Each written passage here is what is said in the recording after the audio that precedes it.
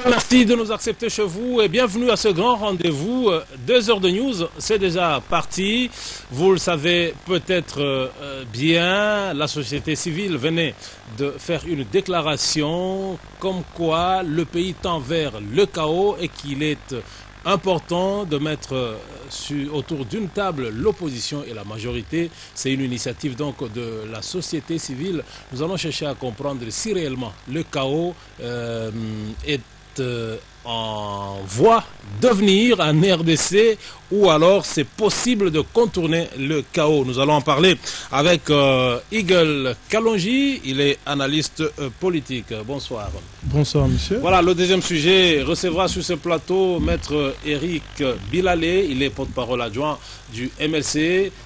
Avec lui, nous parlerons de cette autre voix qui s'élève pour exiger la transition avant les élections présidentielles. Voudrait que Joseph Kabila puisse rester encore au pouvoir et qu'on crée une voie pour apaiser les uns et les autres avant les élections présidentielles. Eh bien, ce serait une analyse de Eric Bilalé, il est porte-parole adjoint du MLC que vous allez devoir suivre tout de suite après Eagle Kalonji. Voilà tout pour ce soir, mesdames et messieurs. Bonsoir Eagle. Bonsoir Pamphile. Oui, sans tergiverser, je voudrais que vous puissiez réagir par rapport à ce que la société civile venait de donner comme déclaration. Selon la société civile, avec Madame Cathy Kalanga, le pays tend vers le chaos. Et pour éviter le chaos, il faudrait qu'elle mette sa structure donc autour d'une même table, l'opposition et la majorité, afin d'étudier les voies et moyens pour éviter le chaos. Est-ce que vous pensez que le chaos peut être envisagé? Bien, dire que le chaos peut être envisagé, c'est une possibilité évidemment, c'est une éventualité, mais qui repose sur le simple fait que on pourrait ou non respecter la Constitution, n'est-ce pas, et les lois de la République, particulièrement la loi électorale. Je pense que si nous entrons dans une logique du respect des textes, je ne pense pas que nous puissions évidemment sombrer dans un chaos.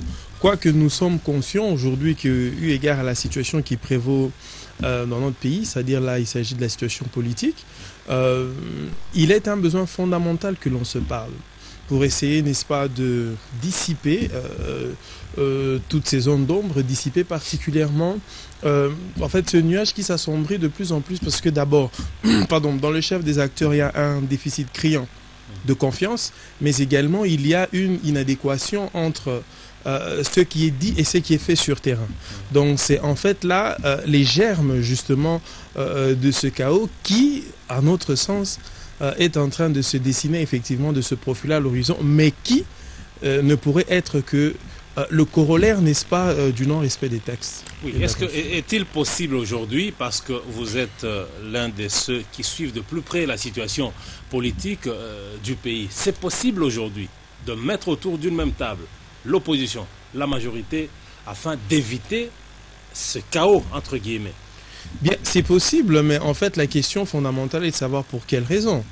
Parce que vous savez que dans ce pays, nous avons quand même vu plusieurs forums, nous avons eu les concertations nationales, on peut même reculer, la CNS, etc. Donc, nous avons eu en fait plusieurs forums qui, généralement, ont eu pour but de consacrer plus ou moins l'expression ou la manifestation, n'est-ce pas, des calculs politiciens et même de certains calculs politiques.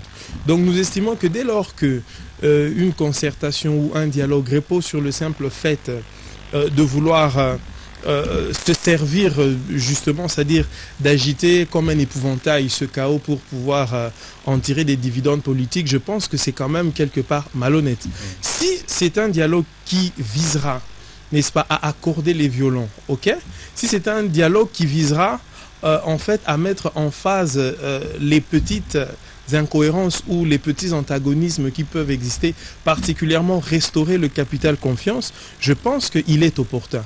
Mais s'il servira peut-être à assouvir certains appétits insatiables et politiciens que nous connaissons dans ce pays, je pense que ça pourrait peut-être finalement accoucher d'une souris et ne servir vraiment à pas grand-chose.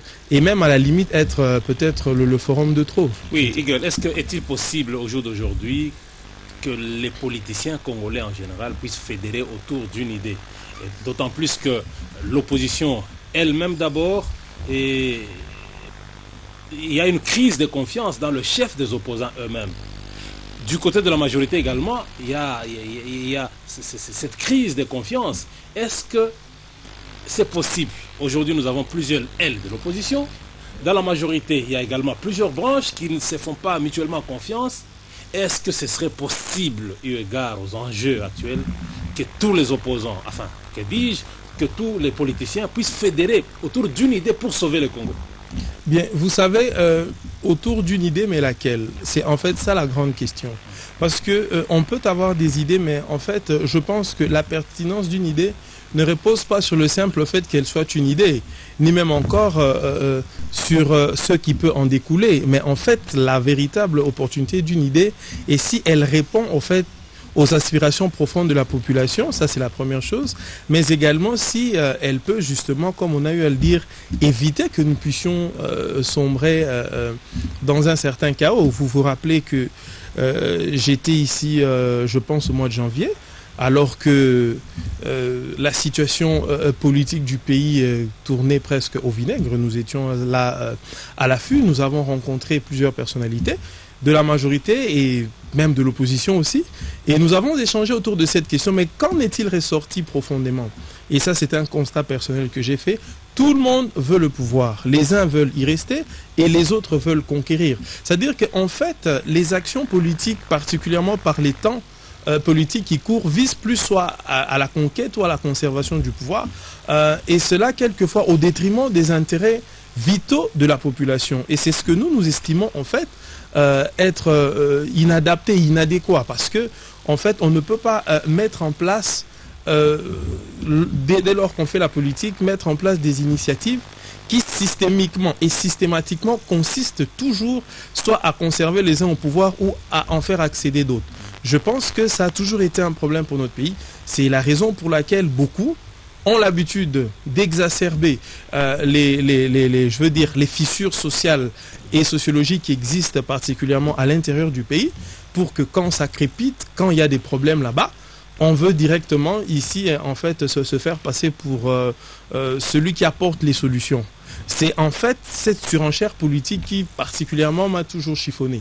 Je pense très sincèrement, Monsieur Pamphile, que si cette rencontre visera à permettre à la population de se retrouver.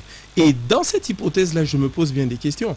Parce qu'en fait, nous avons un programme qui est déjà mis en place par le chef de l'État, la Révolution de la modernité, qui est en fait le projet de société, n'est-ce pas, de la majorité. La Révolution de la modernité qui a beaucoup de points positifs, mais il y a certaines choses peut-être à redire. Mais dès lors qu'il y a eu les concertations nationales, je n'ai pas senti, en termes de programme, une modification fondamentale. Il n'y a eu peut-être qu'un changement d'acteur. Pardon. Mais le programme est resté le même et les animateurs ont changé. Mais dans la manière de faire et dans la manière d'appliquer, j'ai peut-être senti que les choses se sont même un peu plus désagrégées finalement que arrangées. Alors, moi, je me mets à la place de la population et je me pose bien des questions. Qu'est-ce que tout ce remue-ménage politique pourra-t-il apporter de bon à moi, peuple, à moi, jeune? Et quelquefois, j'ai du mal à m'identifier à cette, je ne vais pas dire cacophonie, mais je vais dire à cet imbroglio, à cette situation assez incompréhensible. Et je ne vois pas quels pourraient être, in fine, les véritables dividendes que la population va tirer de cela. Et ça, c'est une question que nous, particulièrement en tant que politique, élite jeune, nous devrions vraiment nous poser ces questions fondamentales. Et d'ailleurs, je suis très content d'avoir vu mon ami, Maître Éric Bilalé. Oui, Igor Kalonji, oui. Vous savez qu'il y a maintenant un autre problème qui vient de surgir. La loi portant répartition des sièges, Oui.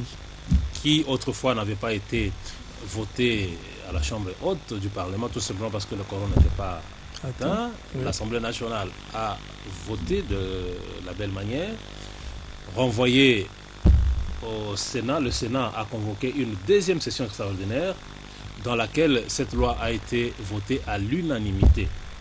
Et il y a une voix qui s'élève aujourd'hui où l'on demande l'annulation pure et simple de ce vote, comme quoi c'est inconstitutionnel. Le Sénat a siégé dans l'inconstitutionnalité. J'ai cité Clément Kankoubou Kassawa Chihuahua qui s'en va vraiment en guerre contre le Sénat. Est-ce que c'est légitime, c'est justice? Où est-ce qu'on veut nous amener? Bien, je n'ai pas très bien maîtrisé les contours en fait n'est-ce pas de ce vote parce que oui, parce que le délai de la convocation de cette nouvelle session, oui, est en inconstitutionnalité. Par rapport à quoi, je ne comprends pas très bien. En fait, qu'a-t-il évoqué lui comme argument et sur quoi est-ce qu'il s'est basé? Trouve que le Sénat ne pouvait pas convoquer la deuxième session extraordinaire, oui, sans être dans le délai prévu par la loi. Et lui voudrait à ce que cette loi, ce vote soit purement annulé. Mais au cas où on tient à ce qu'on puisse annuler le vote, c'est pour qu'on arrive à quoi? Est-ce qu'on veut les élections, oui ou non? Bon, d'abord, est-ce que ce n'est pas parce que cela ne profite pas trop à l'opposition que l'on prend ce genre de position? En fait, c'est ça qui, dans notre vie politique, me semble être plus ou moins malhonnête. C'est-à-dire que dès lors que, évidemment, je parle avec réserve parce que je ne maîtrise pas très bien les contours de la manière dont ça a été convoqué ni voté, mais tout ce que je sais ou ce que j'aurais appris, il semblerait que les sénateurs auraient la première fois rejeté ou quelque chose comme ça. Donc je ne sais pas très bien. Mais s'il faut aller dans le fond de la question, parce que c'est de ça qu'il s'agit, pourquoi exiger cette annulation alors que notre pays fondamentalement s'est engagé résolument vers la voie des élections et que nous en avons besoin? Qu'est-ce qui aujourd'hui devrait primer? Est-ce la volonté de pouvoir aller aux élections pour que finalement on puisse avoir des institutions un peu plus légitimes, ou est-ce que c'est simplement ce qui ne plaît pas à une certaine frange de l'opposition dès lors que cela ne répond pas à leurs intérêts particuliers qu'il faudrait forcément l'annuler? C'est ça la problématique. Nous avions ici eu en janvier une loi électorale qui comportait plusieurs avantages pour notre population. Parce qu'aujourd'hui, la problématique, par exemple, de l'enrôlement des nouveaux majeurs avait été posée à cette époque-là. Mais parce qu'il y avait peut-être un certain alinéa qui fâchait, on a en fait voulu jeter et le bébé et l'eau qu'il y avait dans la bassine. Je pense que c'est une attitude qui n'est pas responsable. Dès lors que nous œuvrons en politique, il faut quelquefois avoir ou savoir faire passer au devant l'intérêt supérieur de la nation plutôt que tout le temps les nôtres, c'est-à-dire nos intérêts propres. Oui. Voilà, merci Eagle Kalonji. On a vraiment terminé d'avec vous, du moins pour cette première partie. Oui. Le temps pour nous de retourner du côté de la régie pour cette fois-ci recevoir notre deuxième invité.